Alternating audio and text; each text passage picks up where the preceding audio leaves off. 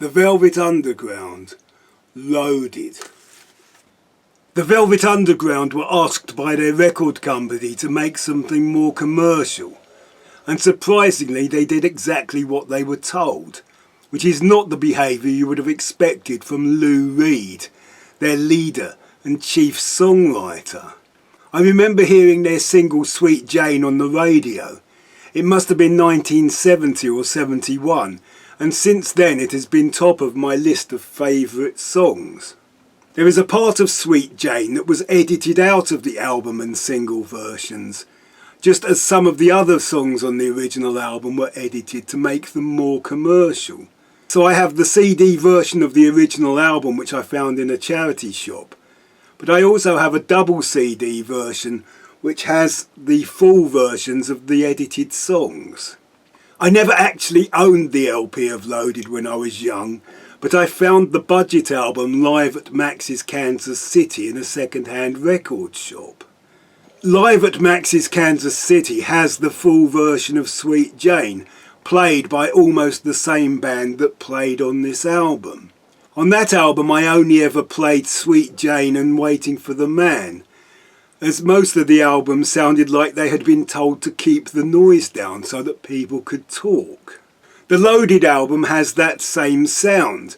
The guitar amps are all set well below the distortion threshold.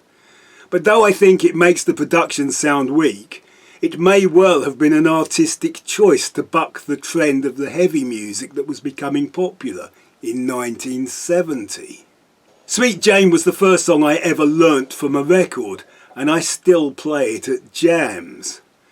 There is another great version of Sweet Jane on Lou Reed's Rock and Roll Animal, and there are numerous covers, most notably the Bowie-produced Mott the Hoople version. Loaded also has the song Rock and Roll, which is another Lou Reed classic. It is a song about finding meaning to life by listening to a rock and roll radio station. There are two tracks which have a typical Lou Reed melodic slow burn build-up.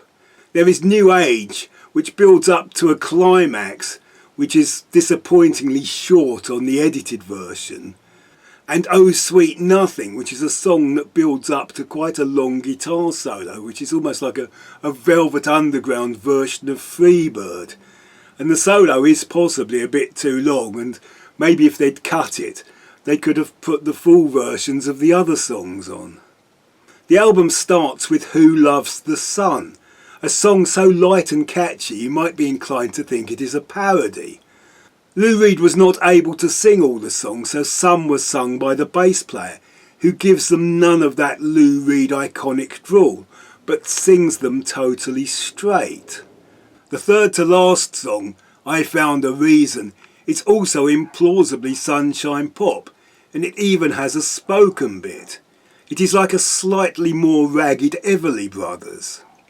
The playing on this album has that kind of not quite right, not quite tight feel that I so prefer to the auto-tune click-track music of the new century.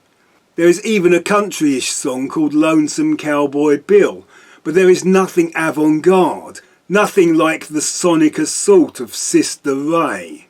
There are two tracks that do sound a bit like earlier Velvet Underground. There is Train Round the Bend, which is simple and repetitive, and Cool It Down, which is repetitive but is also quite catchy. Velvet Underground, Loaded.